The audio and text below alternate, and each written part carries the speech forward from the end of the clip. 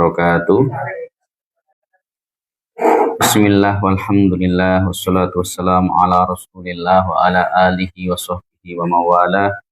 Allahumma inna nas'aluka imanan kamila wa amalan mutaqabbala wa ilman nafi'an wa fahman taman wa na'udzubillahi min nar wa ba'du. Ibu jamaah pengajian yang kami banggakan, yang kami hormati, yang insyaallah dikasihi, disayangi oleh Allah Subhanahu wa taala.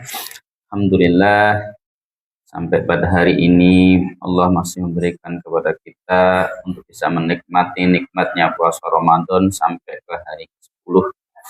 Mudah-mudahan terus Allah mengarahkan, membimbing kita untuk sampai purna bulan Ramadan nanti, sehingga benar-benar mendapatkan predikat al-muttaqin, orang-orang yang bertakwa. Amin ya rabbal alamin. Ibu sekalian yang kami hormati, kembali pada hari Sabtu ini kita mengulas, mengkaji sabda-sabda dari Nabi Shallallahu Alaihi Wasallam yang termuat di dalam kitab Jami'us Shaghir yang kemarin sudah kita baca sampai hadis ke-629, betul kan? Pada hadis itu diceritakan, bertemakan tentang soal istidraj. Kata Nabi, "Idza ra'aitullaha ta'ala yu'til 'abda minad dunya ma yuhibbu wa huwa muqimun 'ala ma'asihi fa inna dzalika min istidraj."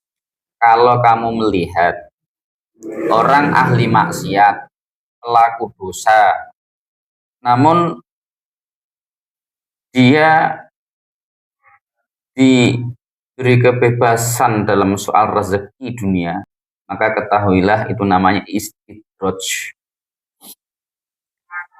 Pelaku dosa, pelaku maksiat, tapi sugih, orangnya kaya, usahanya lancar, bisnisnya selalu jaya, sholat gak pernah, poso apa meneh, tapi sugih, apapun duit, gitu kan ya.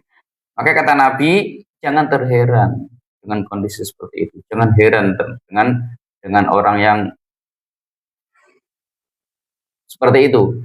Ketahuilah itu namanya istidraj. Apa itu istidraj? Istidraj itu adalah pembiaran dari Allah akan sebuah nikmat agar dia nanti tambah lalai.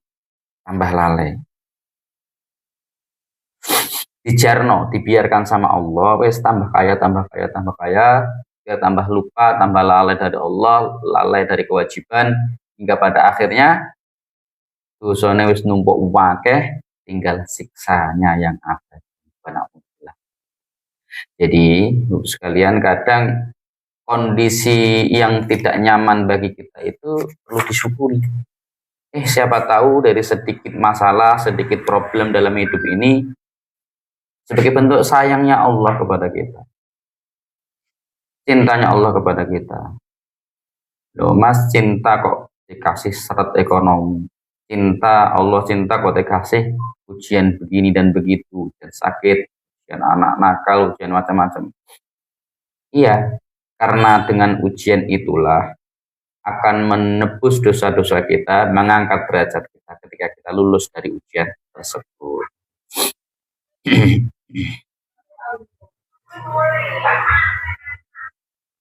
Ayat serupa Bu dalam surat Al-An'am ayat 44, Allah mengatakan, "Falamma nasu ma dzukiru bihi fatahna 'alaihim abwaaba kulli syai'in hatta idza farihu bima utu akhadna baghtatan fa idza hum mublisun."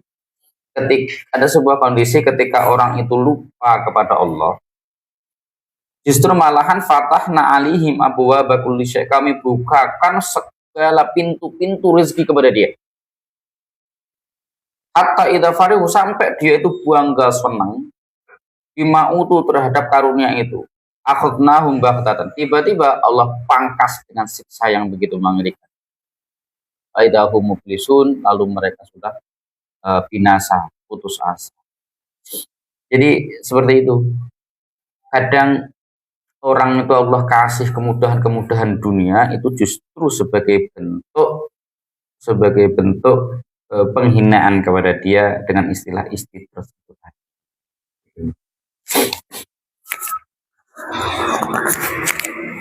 Nah, selanjutnya kita baca hadis bawahnya. Idza ra'aita min akhika salasa khisalin farjuh. Apabila kamu melihat min akhika dari saudaramu salasa khisalin, 3 perkara ini. Farjuh, pertahankan dia. Cenderung dekati dia, itu farjuh.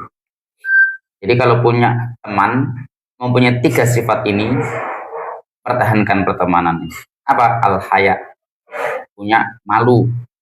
Kedua, wal amanah, punya rasa amanah. Wasidqu, dan kejujuran. Wa idza lam taraha fala tarjuh. Apabila kamu tidak melihat 3 itu pada diri temanmu, fala tarjuh, maka jangan dekati dia, jangan kau pertahankan dia. Hadis yang dhaif tapi maknanya bagus. Ibu sekalian, hadis ini berbicara tentang bagaimana memilih teman yang baik.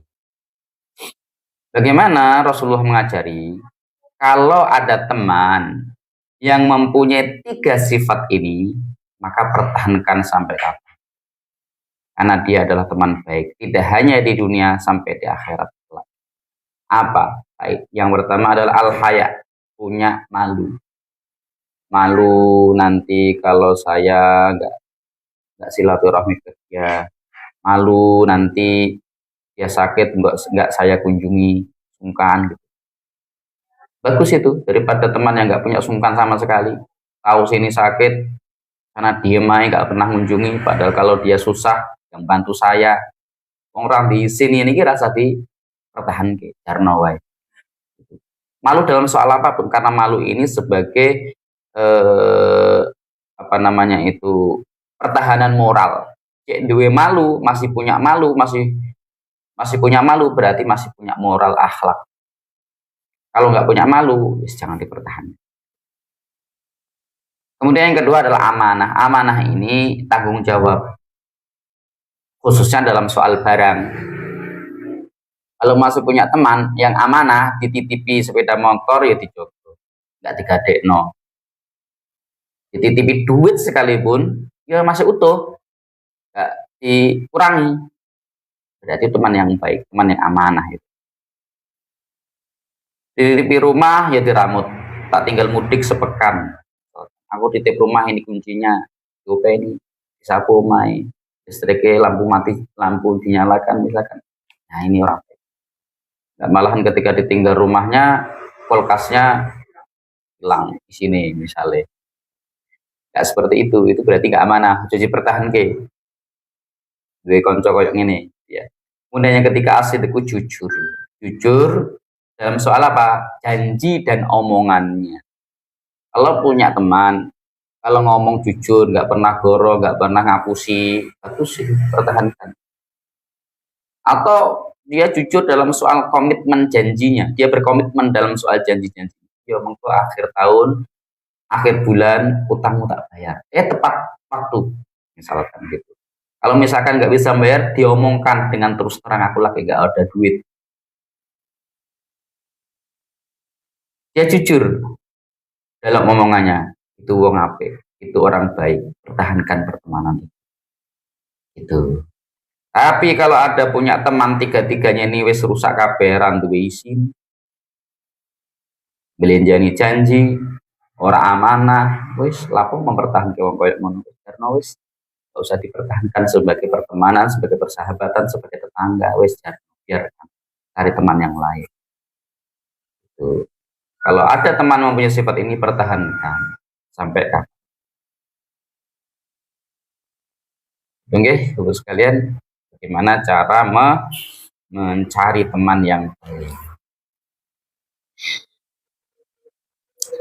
Hadis 631.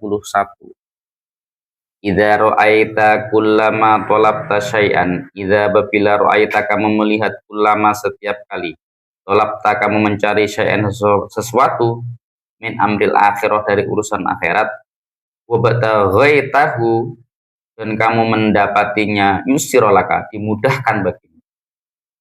Intinya kalau dia minta, kalau dalam soal ibadah urusan akhirat dimudahkan. Ya Allah, berilah kemudahan dalam menjalankan puasa. Allah kasih kemudahan. Biasanya penyakit mah, kambuh, telat makan dikit kambuh. Terus sebelum Ramadan berdoa kepada Allah, ya Allah berilah kesembuhan perut saya agar bisa menjalankan puasa Ramadan dengan lancar. Allah kabulkan.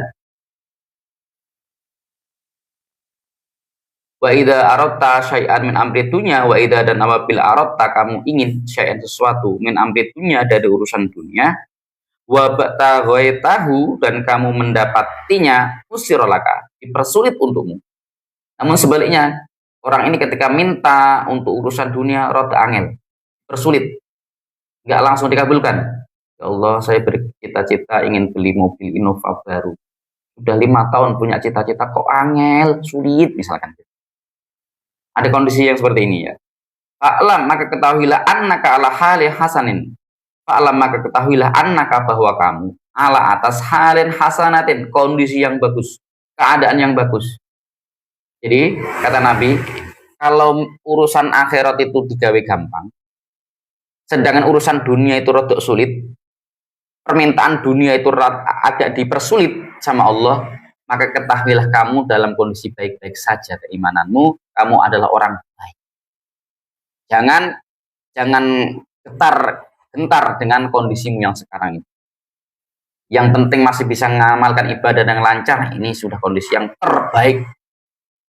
Wa idza ra'aita dan apabila kamu melihat ulama setiap kali tolapta kamu meminta syai'an sesuatu min amril akhirah dari urusan akhirat. Wa bataghaitahu dan kamu mendapatinya usir alaika, dipersulit untukmu. Ini kondisi yang kedua, kondisi yang sebaliknya dari yang pertama tadi. Kalau minta urusan akhirat, kalau berkaitan dengan ibadah-ibadah yang berbicara tentang masalah akhirat itu dipersulit. Mau berkeinginan bayar sedekah, mau wakaf, rasanya kok abot, dipersulit dengan berbagai macam kondisi gitu ya. Wa idza talabta syai'an dan apabila kamu meminta syai'an sesuatu min amri dunya dari urusan dunia, wa bataghaitahu dan kamu mendapatinya yusirolaka, dipermudah untukmu. Sebaliknya, ketika minta urusan dunia gampang. Ya Allah, saya minta mobil baru. Sebulan kemudian datang mobil. Ya Allah, saya pengen bisa renovasi rumah lantai 2 ini menjadi lantai 3 ya Allah. Sebulan kemudian langsung dapat uangnya. Ya Allah, saya pengen naik jabatan. Gampang. Ya Allah, saya pengen bla bla bla bla, anak saya pengen keterima di sini dan situ, terima kerja ini dengan begitu, gampang kabeh urusan dunia. Tapi untuk akhirat wangil. Sudah niati tapi enggak terkabulkan. Fa anta ala halin qabihatin, fa anta ketahuilah engkau ala atas halin kondisi yang qabihatin buruk. Masya Allah. Ini nasihat yang luar biasa sebagai koreksi bagi kita semuanya Ibu ya. Jadi ada dua kondisi manusia.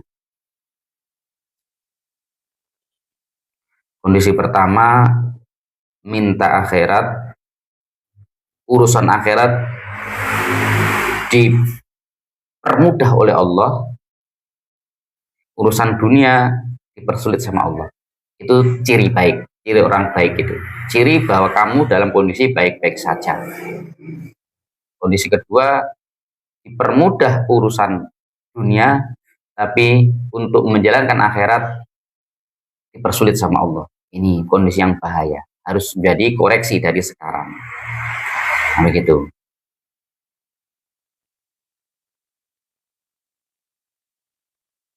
Bagaimana kalau ada kondisi ketiga, Bu? Kondisi ketiga itu tolabahuma taisaron. Ini hadis ini kan dua kondisi ya Bu ya, dua kondisi manusia. Ada kondisi ketiga, dunia dan akhiratnya dibuat gampang kabeh. Minta akhirat, bercita-cita menjalankan umroh, Allah kabulkan.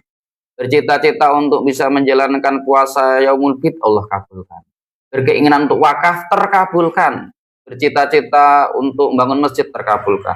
Untuk istiqomah baca Quran sehari 10 juz terkabulkan. Pokoknya urusan akhirat kamu ngapain? Urusan dunia pun juga sama.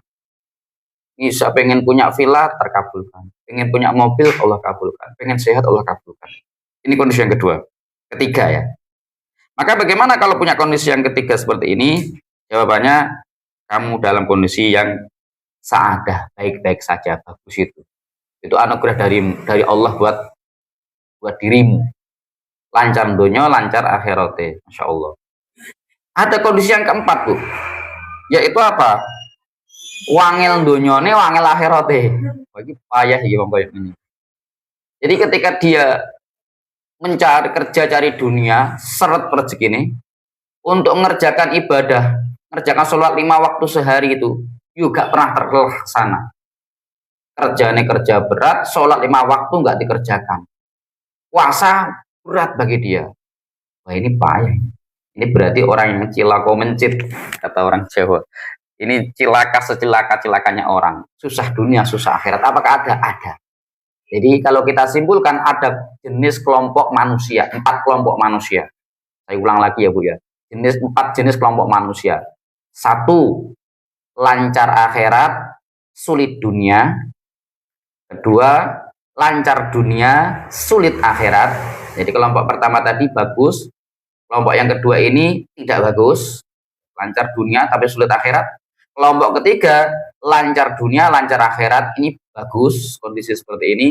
Kelompok keempat, ini sulit semua dua-duanya. Sulit dunianya, sulit akhiratnya. Ini cilakanya orang. Apakah ada? Ada. Keempat jenis manusia ini ada.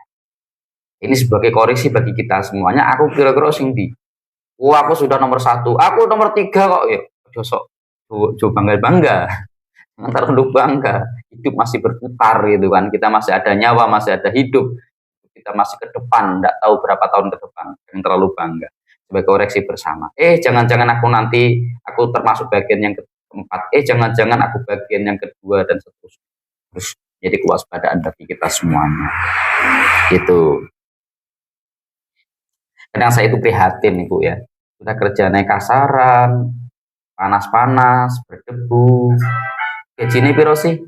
Gajinya paling 100.000, 130.000 kalau kita lihat tukang bangunan, kuli buruh tani dan lain sebagainya.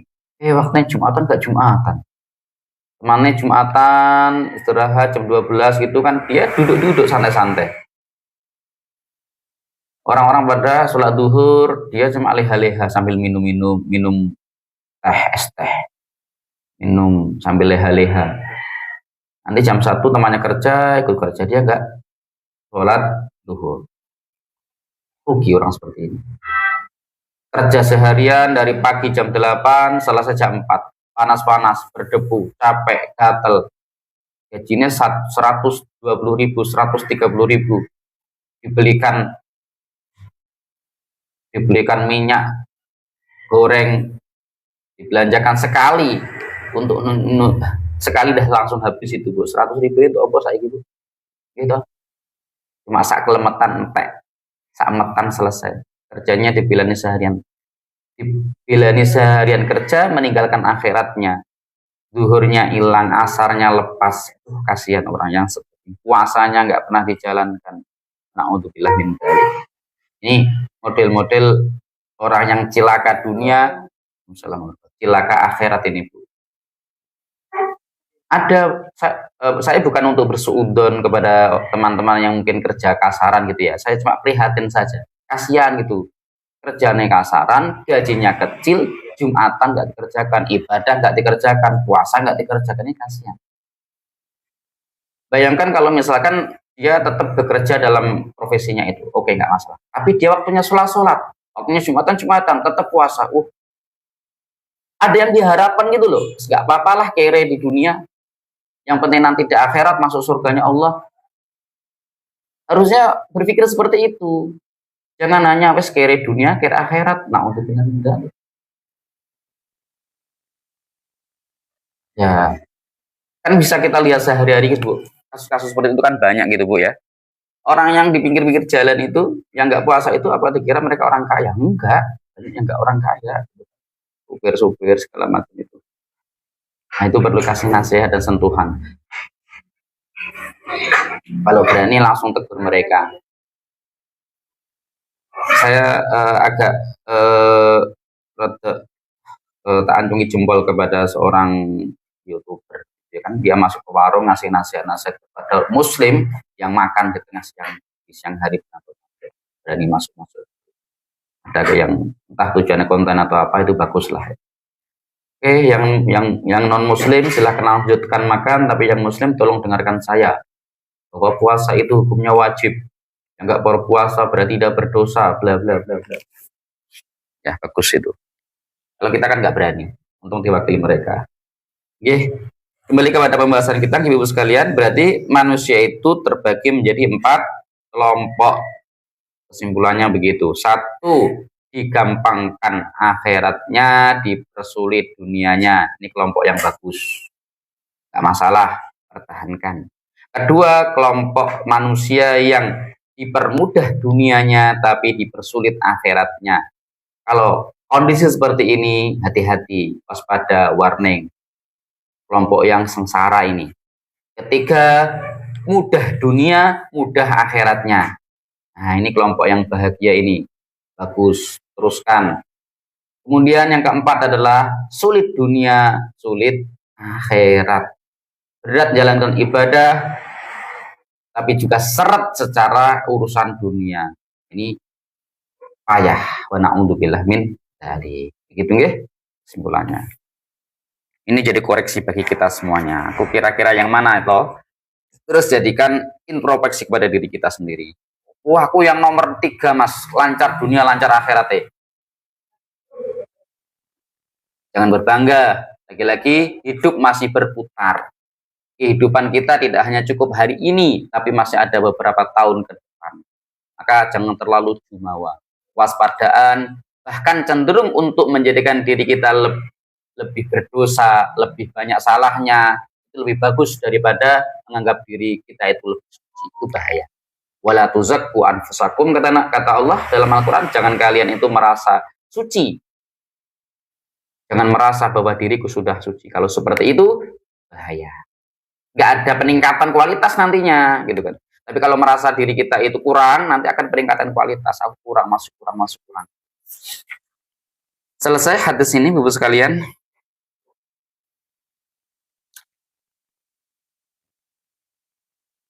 Ada perkataan dari Abu Hazim mengatakan, kullu ni'matin la tuqarribu minallahi fahiya bariyah. Segala nikmat yang tidak dapat mendekatkan diri kepada Allah, maka itu bencana. Nikmat apa saja. Punya duitnya nggak bisa mendekatkan diri kepada Allah, bencana. Nggak bisa bersedekah, bencana. Punya apalagi rumahnya tidak bisa mendekatkan diri kepada Allah, nggak bisa dipakai untuk ibadah dengan lancar dan khusyuk, ya berarti itu bencana. Wa man wasa alaihi fi dunyahu wa lam ya'lam annahu mukirrun fihi fa huwa makhdu. Dan siapa yang Allah kasih keluasan urusan dunianya dan dia tidak tahu bahwasanya dunia itu mukir, menipu, maka dia adalah orang yang tertipu, kata Abu Hazim. Jadi Bapak sekalian, segala nikmat yang Allah berikan di dunia ini, semuanya ini adalah mukir. Mukir itu apa? Menipu. Menipu daya kita. Semua nikmat, apapun itu. Maka kita harus waspada. Kita punya kucing, misalkan ya, hati-hati, kucing ini juga punya cakar loh. Dia juga punya taring, sewaktu-waktu juga bisa gigit kita. Ya, kucing sekarang dia tunduk patuh ke kita, bisa dilus-lus, dipangku segala macam. Kita juga harus waspada akan keberadaan alat tajamnya kucing itu, cakarnya, terus gigi taringnya itu juga harus waspada. Tidak terlarut di dalam kemanjaan dengan kucing. Sisi kewaspadaan harus ada. Dunia ini juga sama. Allah memberikan karunia kepada kita dunia, apapun jenisnya itu.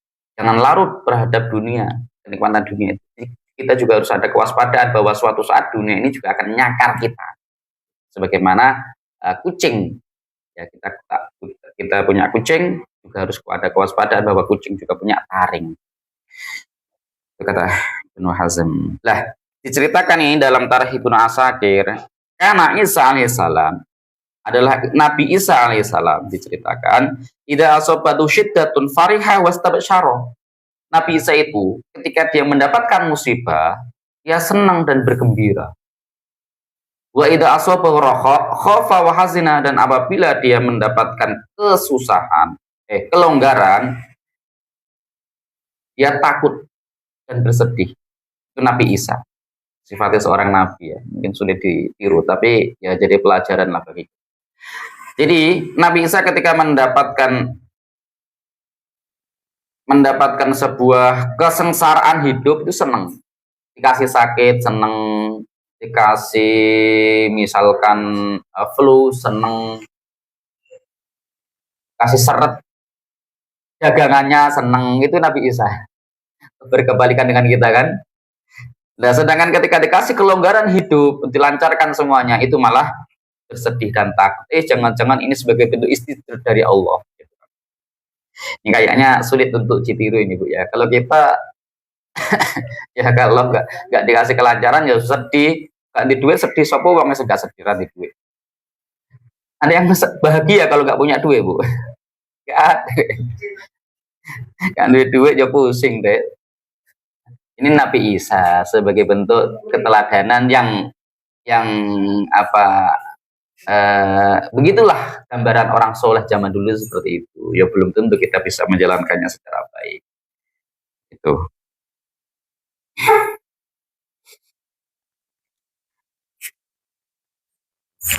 Kita lanjutkan ke hadis berikutnya. Idza ra'aitum man yabi'u aw yabta'u fil masjid faqulu, idza babila ra'aitum, kalian melihat man orang yang yabi'u jual beli, atau yabi itu menjual, atau yabta'u membeli, fil masjid di dalam masjid, atau sebaliknya ya, yabi'u yabta'u sama-sama artinya jual beli di dalam masjid. Faqulu, maka kalian katakan, la arbahallahu tijaratak, la arbaha, tidak akan memberikan untung Allah tijarataka, daganganmu. Wa idza, dan apabila ra'aitum, kalian melihat man orang yang yanshudu mengumumkan, fihi di dalam masjid, dolatan barang hilang, faqulu, maka kalian katakanlah, la radallahu alaikal dolatak, la radallah, semoga Allah tidak mengembalikan alaika kepadamu dolatuk atau dolatak, barang hilangmu. Hadis ini sudah sering kita sampaikan Bu, sudah beberapa kesempatan lewat ya. Yang pada dasarnya masjid itu tempat untuk ibadah, tempat untuk mengingat akhirat. Bisnis di dalam masjid itu untuk bisnis akhirat. Tidak diperkenankan masjid itu sebagai arena untuk bisnis duniawi, untuk ngurus duniawi. Maka di sini Rasulullah berpesan kepada kita, apabila kalian melihat ada orang yang berdagang di masjid, doakan jelek kepada dia. Emang boleh doakan jelek kepada orang lain? Boleh. Rasulullah memerintahkan seperti itu. Doa jeleknya bagaimana kepada orang yang jualan orang yang berjualan di dalam masjid? Yaitu dengan la arbahullahu tijaratak, semoga rugi, semoga gak untung, semoga bangkrut. Ngono. Doakan orang yang jualan di dalam masjid. Begitu pula orang yang mengumumkan barang hilang di dalam masjid, doakan jelek kepada dia. La radallahu alaika dolatak, semoga Allah tidak mengembalikan barang hilangmu. Kita doakan jelek. Kenapa? Lagi-lagi karena masjid itu bukan arena untuk urusan duniawi, tapi arena untuk urusan ukhrawi akhir. Bapak-bapak jamaah, siapa yang kehilangan kunci silakan datang ke imaman. Ada yang seperti itu. Ditemukan kunci sepeda motor Honda, yang merasa kehilangan silahkan nemui imam di dalam ruang takmir, atau nemui takmir dalam ruangan takmir gitu. Boleh nggak seperti itu? Nggak diperkenankan itu, nggak boleh mengumumkan barang hilang. Kunci motor itu kan duniawi itu, barang dunia itu kan nggak dibolehkan. Gimana kalau mengumumkan barang, cara mengumumkannya barang hilang di masjid? Cukup aja ditempeli di halamannya sana atau bagaimana. Kalau jadi begini Bu, ada aturannya. Kalau di luar masjid nggak apa-apa, tapi kalau dalam masjid di halaman silahkan. Jualan juga sama, kalau di halaman masjid silahkan, di area parkir masjid silahkan nggak apa-apa. Yang tidak boleh itu tempat sholatnya ini loh, masjid ini loh, dipakai untuk ngurusi dagangan, nggak diperkenankan. Nah sekarang itu lebih modern lagi Bu, di dalam masjid yang katanya iktikaf tapi HP nyala, Shopee nyala, Lazada nyala, Libli.com nyala, Bukalapak nyala, jualan di situ. Baik yang jual maupun yang beli sama-sama dosa, sama-sama tidak boleh. Check out beli check out di Shopee misalkan di tengah di dalam masjid. Nah itu termasuk dari jual beli yang dilarang, yaitu jual beli di dalam masjid. Jangan kan nggak ngerti toh, nenek-nenek check out itu apa toh Mas? Transfer. Sama transfer. Anda tahu kalau mau transfer. Oh terima, kalau terima ya di luar kendali kita Bu ya. Tapi kalau kita transfer dalam tujuan untuk jual beli, pembayaran tidak boleh. Itu sama dengan jual beli. Bisa dijawab ya. Kecuali kalau transfernya untuk sedekah, nggak apa-apa. Itu bagian daripada ibadah. Kemarin kita terima donasinya warga mau sedekah. Iya. Kalau nerima nggak apa-apa. Tapi kalau kita yang transfernya ini tujuan untuk transaksi ya, maka tidak diperkenankan, tidak diperbolehkan. Kecuali kalau transfernya tujuannya sedekah, karena sedekah itu bagian daripada ibadah, maka dibolehkan. Oke, kita ada batasan-batasan seperti itu yang diajarkan oleh Nabi Shallallahu Alaihi Wasallam. Doa ini jelek, saking begitu keterlaluannya. Masuk dagang di dalam masjid, sungguh-sungguh terlalu, maka didoakan jelek. Ngurusi dunia di dalam masjid, sungguh terlalu. Doakan jelek saja orang seperti itu.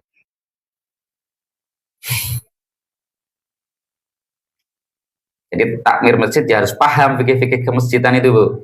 Perlu ada namanya kursus takmir masjid. Training takmir masjid. Di antaranya akan dipaparkan tentang fikih-fikih kemasjidan. Termasuk sebenarnya saya tidak suka juga itu ya, mengumumkan barang hilang, papanya itu di masjid, itu sama saja. Meskipun tidak dalam bentuk omongan, tapi ditempelkan di dalam masjid itu. Papanya di masjid itu. Teras itu bagian dari masjid bukan? Dipakai sholat enggak? Kalau di halaman sana nggak apa-apa, di tempat Pak Sapamnya sana nggak apa-apa gitu. Tapi kalau di teras itu bahasa saya kok masih bagian dari masjid. Lah kalau pas meluber sholat Jumat itu, apakah mereka juga tidak pakai teras untuk sholat? Ini sebagian dari masjid juga. Agak kurang sependapat sebenarnya ketika pengumuman itu dalam bentuk tempelan yang ditempelkan di dalam dinding-dinding masjid. Kalau mengumumkan di sana di lahan parkir sana, mau jualan peci, jualan tasbih itu boleh, tapi di halaman sana yang jauh dari area tempat sholat.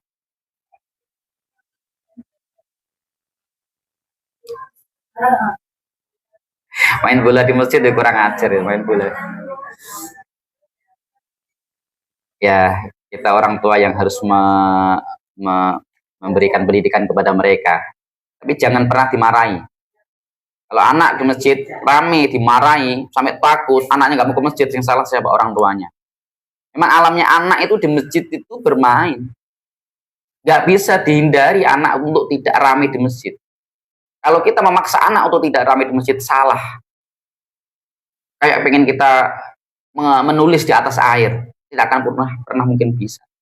Yang ada adalah mengarahkan. Ya, caranya gimana? Misalkan dikasih ruangan khusus untuk buat anak, sehingga tidak mengganggu bapak-bapaknya yang sedang sholat. Air kalau ditaruh sini satu ember, biar ruangan penuh dengan air. Ya kita kondisikan air, masukkan ke dalam bak biar terkumpul di situ. Anak pun juga sama. Nggak tiba-tiba bapak-bapak, mbah-mbah biasanya yang tambah galak itu, mana kami dimarahi, matanya dipentelengi matanya, takut. Takut seketika itu, nanti rame lagi. Pusing sendiri nanti itu yang marah itu. Rame itu sesuatu yang ya lumrahnya anak. Siapapun anak itu mesti rame. Maka yang ada adalah diarahkan, dididik. Yang cerdas-cerdas ini. Kita sebagai orang tua, pemakai masjid untuk mengarahkan anak, diarahkan anak. Kalau dimarahi, besok nggak ke masjid lagi, sampai tua nggak ke masjid itu, Bu. Sungguh trauma dengan kehidupan masjid. Wah, apa, wong masjid galak-galak. Wong masjid itu bengis-bengis. Wah, aku ditabuk Pak itu. Benci. Bencinya Pak itu, tapi saat masjid kabeh. Masjidnya jadi kena. Dia trauma ke masjid. Ketika anak mau ke masjid itu apresiasi. Itu sebuah prestasi. Dari kecil seneng masjid, bagus biar. Meskipun di masjid rame, nggak apa-apa. Diarahkan yang tua itu ngalahin ngono lho. Yang tua kan sing waras toh. Nah, sing waras iki sing ngalahi untuk bagaimana mengkondisikan. Gak malah nanti ngamuk gak karu-karuan gitu. Itu dipret sama anak-anak itu. Besok rame lagi tuh anak. Ya seperti itu Ibu sekalian, berbicara tentang masjid sudah sering kita sampaikan ya, bagaimana aturan masjid. Kemudian kita masuk pada hadis berikutnya, hadis 633. Idza ra'aitumur rajula, apabila kalian melihat seorang laki-laki yata'azza, menyandarkan nasab atau berbangga dengan nasab bi'izza'il jahiliyah, dengan nasab jahiliyahnya. Fa'aduhu, maka fa'aduhu bihani, itu ya. Bacanya gimana itu? Bihani abihi. Maka dia mencela bapaknya. Wala takunnuhu, maka jangan memanggilnya. Hadisnya ada sobat. Jadi maksudnya gini loh Ibu sekalian, hadisnya ini maksudnya ketika ini kita nih ya hidup sekarang ini, kita orang generasi muda sekarang ini, mungkin dari kita ada yang keturunan orang-orang zaman dulu yang jahiliyah, keturunan preman misalkan, keturunan ada nasabnya pemberontak misalkan. Jangan bangga menasabkan diri kita kepada mereka. Misalkan namanya Khairul, nenek moyangnya yang kelima dulu bandar narkoba. Terus dinasabkan Khairul al-Bandari misalkan, tukang bandar. Nggak boleh seperti itu. Kalau ada yang model seperti itu, fala takunnu, jangan kau panggil dengan nama itu. Itu berarti memupuk kejelekan masa lalu.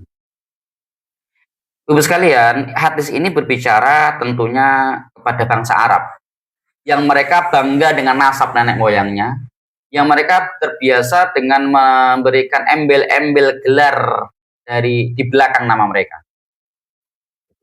Dari suku Al-Ghifari, namanya Abu Dzar Al-Ghifari. Al-Ghifari itu suku Ghifari. Yang suku Ghifari ini terkenal pemberani-pemberani, nyalinya tinggi-tinggi, terkenal dengan para orang yang berani menghadang, gerombolan penghadang kafilah di tengah jalan gitu kan. Nah, kemudian namanya Abu Dzar, belakangnya ada Al-Ghifari, Abu Dzar Al-Ghifari. Nah, kalau nenek moyang dulu atau marga yang ada di ini adalah marga dari orang-orang jelek, jangan dipakai itu. Hilangkan itu. Kita sekarang sudah tobat, sudah generasi lain, berbeda dengan nenek moyang dulu. Kita sudah generasi-generasi insaf. Hilangkan nasabnya, kita pakai nama yang bagus. Jadi hadis ini berbicara tentang masalah nama. Jangan menasabkan kepada nasab nenek moyang yang mungkin dahulunya adalah nenek moyang yang tidak baik zaman-zaman jahiliyah. Jangan malah bangga. Kalau nenek moyangnya bagus, baik, nggak apa-apa. Saya keturunan Sunan Kalijogo misalkan. Lalu namanya dikasih belakangnya Khairul Al Jokowi. Jokowi jadinya. Ya mungkin Pak Jokowi itu dari nama itu kali ya, Joko namanya. Mungkin keturunan kali Sunan kali Joko. Akhirnya dikasih nama Jokowi gitu ya. Gak terima ya. Misalkan begitu. Nenek moyang saya, kakek saya yang kesekian itu keturunan Pangeran Diponegoro misalkan. Gak apa-apa, pahlawan nasional Khairul Diponegoro misalkan, gak masalah. Tapi kalau nenek moyangnya itu nenek moyang yang negatif, pemberontak, misalkan ada PKI-nya, naudzubillah, jangan bangga. Misalkan ada orang bapaknya dulu adalah PKI, memberontak Republik Indonesia dan gak punya agama kan PKI, namanya Aidit misalkan. Terus sekarang cucunya santri, namanya Khairul. Dan semua marganya itu ada kata Aidit belakangnya, Khairul Al-Aidit gitu. Nah itu dihindari. Sekarang kan sudah santri nih cucunya yang namanya Khairul sekarang. Perkara kakeknya dulu itu PKI, ya biarkan. Sedang adapun keluarganya punya marga Al-Aidit misalkan, ya biarkan. Saya nggak mau pakai itu. Saya sudah terpisah dari mereka. Saya santri sekarang. Cukup Khairul saja. Nah ini maksudnya hadis ini seperti itu loh Bu. Menghindari nasab-nasab yang mungkin nenek buyut kita dulu kurang baik. Supaya apa? Untuk tidak menghidupkan luka lama, menghidupkan perilaku-perilaku terdahulu yang kurang terpuji. Seperti itu. Ini orang Arab. Kalau kita orang Jawa nih, kayaknya nasab-nasab ini sudah lupa. Kakek saya saja saya sudah nggak ketemu. Nama buyut saya saja saya nggak tahu siapa namanya, rumahnya di mana sudah nggak tahu, apalagi nenek yang ke-7 ke-10 biar. Kalau orang Arab mempertahankan ini terus. Contohnya ini Mbak Menik kan punya anak dari suami orang Arab, punya marga namanya Hatob ya. Talib kok, Hatob Talib. Jadi anaknya dikasih Talib KB, Nafis Ahmad Talib itu. Nah, Nadia Talib gitu ya. Karena orang Arab mempertahankan marganya buyut-buyutnya. Kalau kita kan kayaknya sudah enggak. Ada seperti itu? Kayaknya enggak kalau kita. Oke, selesai bab hadis ini. Kita masuk ke hadis berikutnya. Minum. Enggak boleh ya?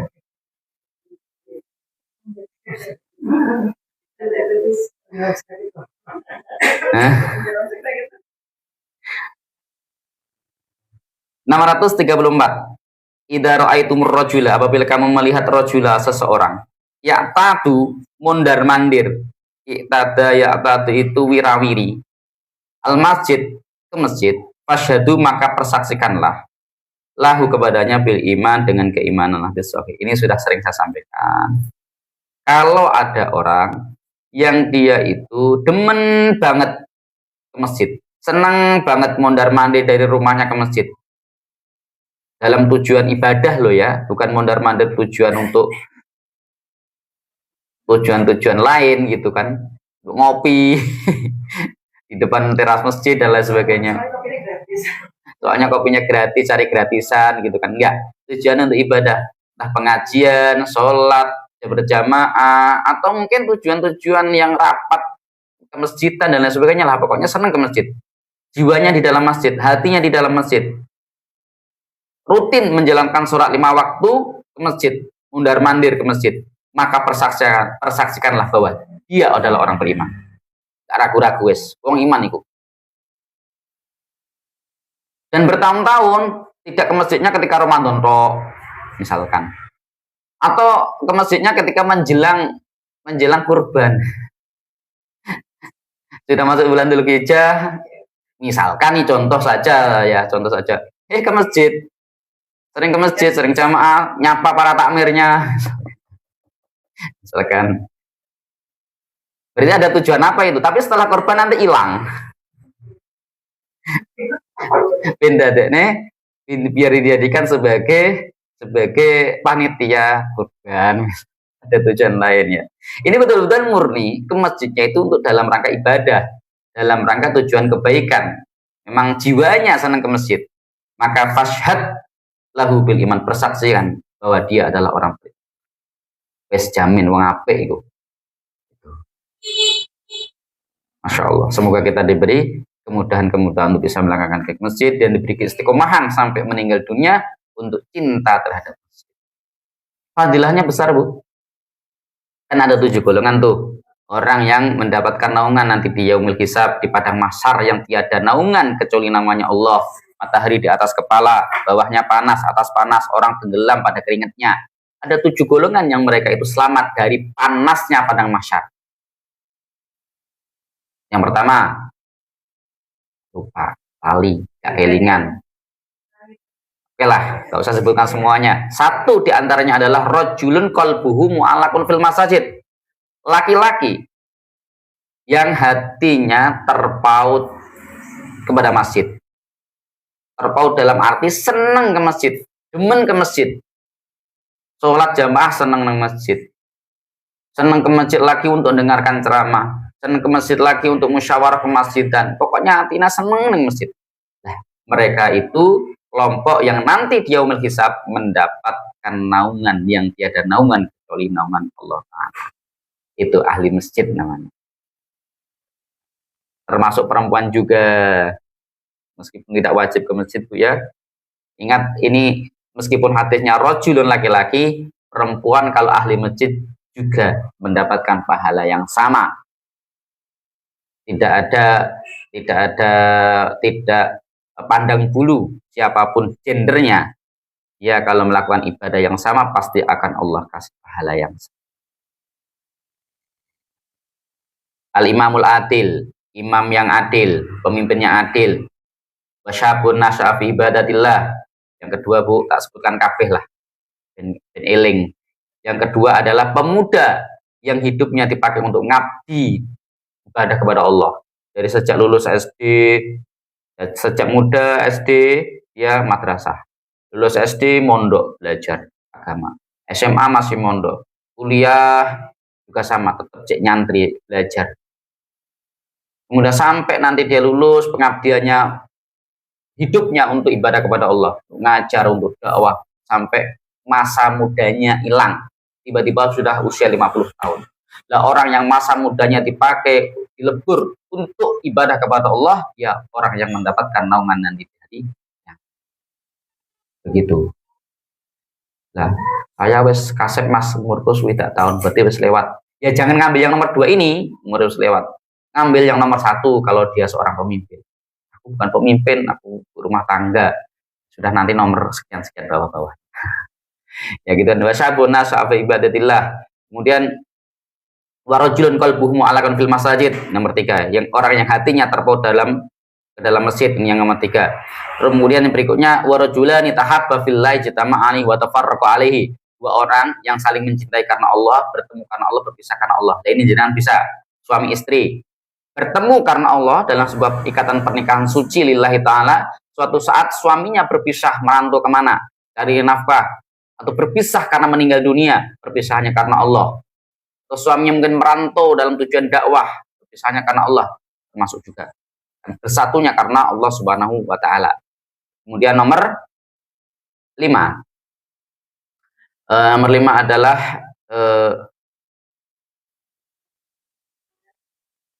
warajulun tasaddaqu akhfa mala ta'lamu shimaluhu ma tunfiqu yaminuhu. Orang yang sedekah tersembunyi, sembunyi-sembunyi. Sang yang begitu sembunyinya tangan kanan masukkan, tangan kirinya nggak ngerti. Kemudian nomor 6. Warajulun dzakarallahu khaliyan fafadat ainahu. Laki-laki yang dia itu di tengah kesunyiannya, di tengah kesendiriannya, dia menangis kepada Allah. Menangisi dosa-dosanya tanpa satupun orang yang melihat. Bisa nangis di tengah kesunyian, dalam kamarnya sendiri, di tengah kegelapan, hanya menangisi dosanya, bukan menangisi nasibnya loh ya Bu. Aduh, usia semene cek dewi, misalnya terang ngono.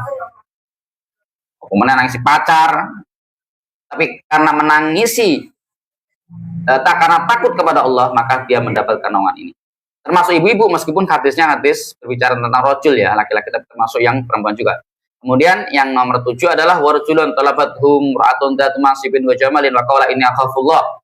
Rajulun, seorang laki-laki yang dia diajak berselingkuh oleh mungkin orang kaya, ibu pejabat atau siapalah yang punya pamor, dia mengatakan aku nggak mau. Nah, ini mendapatkan omongan. Lah, ibu sekalian yang dirahmati oleh Allah Subhanahu wa taala, itu hadis 7 golongan. Kita kembali kepada hadis ini tadi. Jadi idza ra'aitum rajula ya'tadul masajid fasyhadu lahu bil iman. Kalau kamu melihat seorang laki-laki yang yaitu mondar-mandir ke masjid, suka ke masjid, berarti dia adalah orang beriman. Saksikan dia adalah orang beriman, wong apik. Jangan khawatir akan kebaikan dia. Jadi kalau cari karyawan, Bu, wong sing sregep ning masjid. Yang paling utama. Jangan dilihat kamu amanah enggak, ya pasti akan ngomong amanah, siapapun masuk maling ngomong amanah. Tapi kita lihat perilakunya. Oh, seneng nang masjid ngomong amanah. Ya.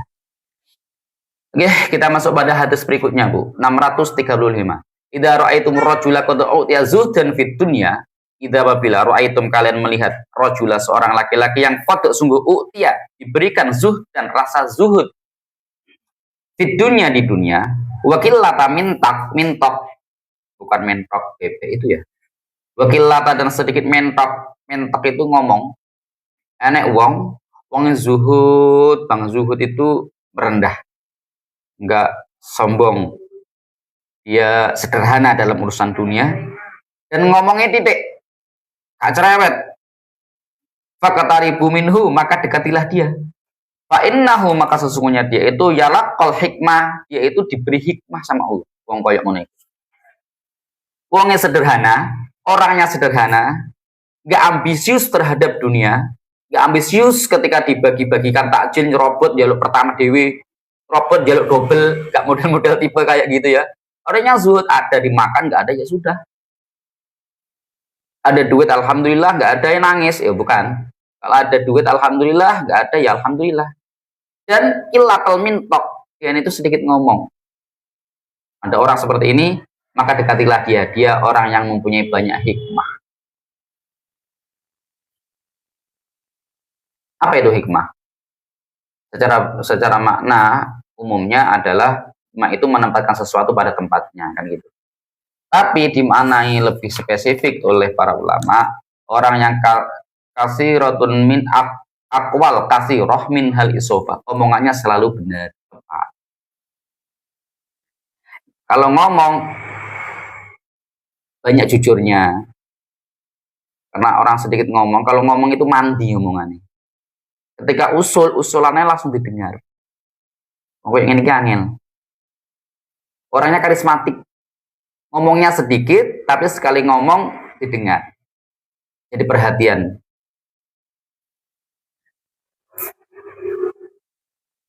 Kalau orangnya cerewet, laki-laki kok cerewet, kayak aku ini gak didengarkan. Asli, murid-murid itu gak wedi karo aku, Bu. Aduh wedi. Marahi kayak apa dador wedi. Enggak ngerti aku itu sone gurune yo. Makanya ya tak jaro ya wis penting aku seneng. Apa? Sudah dengarkan semua. Oh iya, ibu-ibu setia dengan diriku. Murid-murid itu loh, Bu. Lebih ditakuti bunda dia ini daripada saya. Nah, ini masalah yang meleng-meleng tak serah nih beliau wes. Karena omongannya mbok-mbok itu lebih mandi tuh daripada omongannya bapak-bapak. Kayaknya kalau di sini nggak ada omongannya bapak-bapak yang mandi sih. Tapi kalau Budi datang nih, nah, laki-laki. Ya memang perempuan lebih ditakuti daripada laki-laki. Maka banyak laki-laki yang tua. Bapak-bapak yang cepat tua karena takut sama istrinya. Ya. Jadi gitu, hikmah itu menempatkan sesuatu pada tempatnya. Tapi di mana yang lebih spesifik, yaitu hikmah itu adalah omongannya ini mengandung hikmah. Yaitu apa? Ketika dia ngomong itu banyak benarnya. Dia ngomongnya sedikit tapi setiap kali ngomong didengarkan oleh orang karena omongannya banyak benar. Ini hikmah. Pitutur luhur kata orang Jawa. Tidak harus kiai, tidak harus kiai. Ada orang yang model tipe-tipenya seperti ini. Modelnya yang seperti ini ada orang-orang seperti ini. Berarti dia telah dihikmah. Banyak diberi banyak hikmah, maka dekati dia. Wal ikonul amal, dan dalam beramal dia hati-hati. Gak sembarangan dalam bertindak, mengambil keputusan. Gak sembarangan dalam beramal. Ngomongnya itu hati-hati, perilakunya juga hati-hati. Berarti orang ini sudah kasih hikmah sama Allah. Mengapa kau bisa seperti itu? Karena yandur binurillah, karena orang seperti ini dia melihat dengan pandangan Allah. Dalam hadis arba'in itu juga diterangkan di sana. Mata yang dipakai lihat adalah mata Allah, maksudnya mata Allah bukan matanya Allah secara fisik, artinya adalah mata yang melihatnya itu berdasarkan petunjuk dari Allah, ilham dari Allah. Tangannya, kakinya, perilakunya semuanya itu setiap gerak-geriknya dipandu langsung sama Allah. Berarti ini adalah wali Allah yang sudah Allah kasih hikmah. Kalau menemukan orang yang punya kriteria seperti ini, berarti dia adalah wali Allah, dia adalah orang yang mendapatkan hikmah, dekati dia, jaluk doa kepada dia. Orangnya zuhud, sederhana, sedikit ngomong, sekali ngomong itu mandi, perilakunya itu tertata, beradab, wong apik. Tidak harus kiai, siapapun dia. Dialah wali Allah. Itu nggih, cara menentukan kiai seperti ini. Bukan setiap orang yang dianggap wali gitu kan, enggak juga. Ada aturannya. Lanjut. Orang satu. Memang targetnya berapa? Nargetnya berapa, Bu, hadisnya?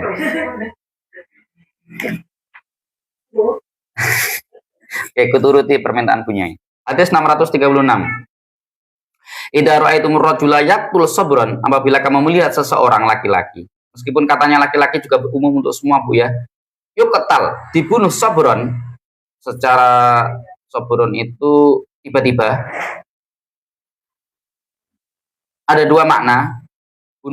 Terbunuh secara tiba-tiba itu dalam arti bunuh diri, atau bisa dalam arti dapat siksaan dari Allah. Fala tahduru makanah, jangan kau menghadiri tempat pembunuhan itu, tempat binasanya itu. Fala allahu yuqtal, barangkali dia itu terbunuh dulman karena kedoliman. Fatanzilu dan akan turun di situ syuqtah, murkanya Allah, laknat Allah turun di situ. Fatusi hukum, maka akan menimpa kalian. Hadisnya hadis hasan, bisa diterima.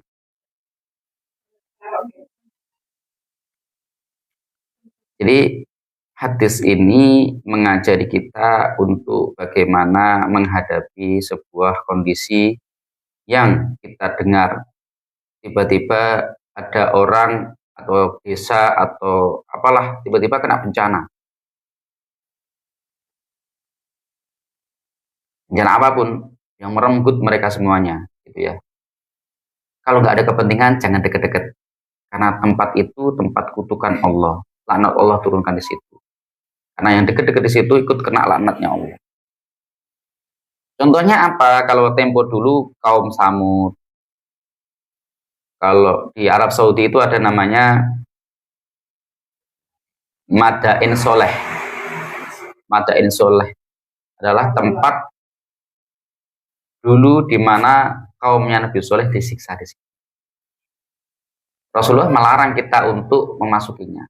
Oh, misalkan kita terpaksa memasuki Madain Soleh itu, lewatlah sambil menangis. Tapi konon, wallahu a'lam bishawab, pemerintah Saudi menjadikan tempat itu sebagai wisata konon. Ya.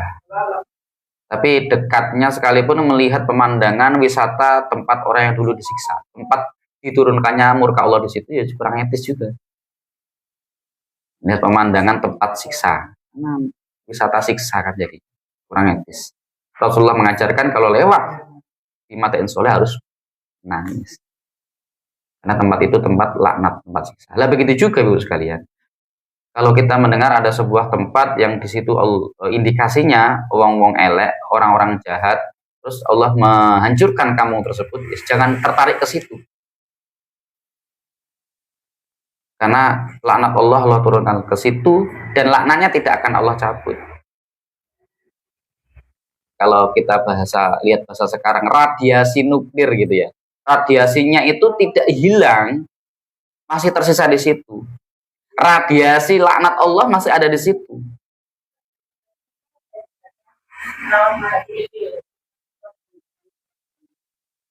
Iya.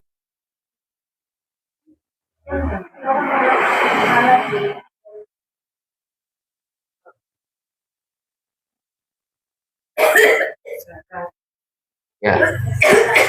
Radiasi kemurkaan Allah, kalau kita bawa istilah nuklir ya, tidak hilang dari tempat di mana Allah menurunkan siksa itu. Nuklir itu kan sama. Ketika bom Hiroshima Nagasaki, itu sekian tahun kemudian itu tempat itu nggak bisa dipakai. Radiasi nuklirnya itu masih ada. Sulit untuk hilang. Itu kekuatan manusia loh ya, kekuatan nuklirnya manusia. Ini kekuatannya Allah, sama. Laknat Allah juga tidak akan hilang. Kadangkala kita manusia ini ketika mendengar ada sebuah bencana di sana, tertarik pengen delok. Tertarik pengen melihat kan gitu. Bukan berarti kita mengatakan tempat itu tempat terlaknat ya. Tapi kalau tujuan ke sana hanya untuk sekedar delok, wisata, salah. Ada gunung Merapi, ada gunung ini, longsor, segala macam. Jangan jadikan tempat tontonan. Ya, Lapindo, segala macam. Kecuali kalau tujuan darurat untuk evakuasi, bantuan kemanusiaan, silahkan. Tapi kalau untuk wisata kurang etis. Ya. Kurang etis. Jangan-jangan kecipratan murka Allah, kecipratan laknat ini yang payah. Ini kan yang diantisipasi oleh Nabi kan. Jangan dekat-dekat ke situ, karena di situ tempat sebagai tempat laknat. Atau juga ada orang yang bunuh diri. Tiba-tiba kita dengar orang bunuh diri. Payah ada orang bunuh diri. Jangan jadikan tempat tontonan wis jarno wis. Perilaku koyo ngono gak pantas didelok. Gak pantas jadikan pelajaran wis. Biar orang-orang yang berkepentingan datang ke sana, polisi, RT, Pak RW dan warga yang dekat. Gak usah tertarik untuk delok koyo opo wong gantung diri wis gak perlu. Bukan orang dicaro wis gak perlu dilihat. Ya. Iya.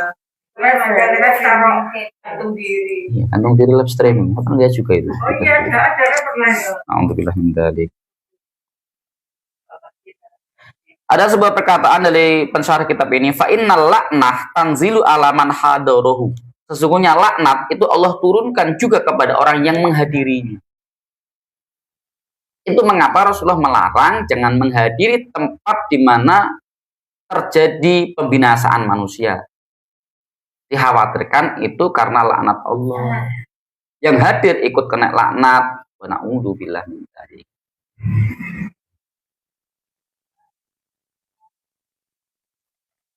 Cukup Ibu-ibu sekalian, dapat 1 2 3 4 5 6 7. Targetnya 10. 7 udah luar biasa. Biasanya hari-hari biasa cuma dapat 5, Bu. Hitung Bu, 7 bagi 10.000 berapa Bu? Berapa kali pertemuan gitu ya?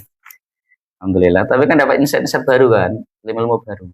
Ya meskipun hadisnya beberapa sudah lewat, tapi hadis baru yang belum pernah kita dengar, belum pernah kita kaji juga banyak kok. Saya terus terang juga banyak ilmu baru yang saya dapatkan dari kitab ini Bu. Di dalam Riyadhus Shalihin itu kan hanya hadis-hadis pilihan yang populer, yang derajat sahihnya itu tinggi.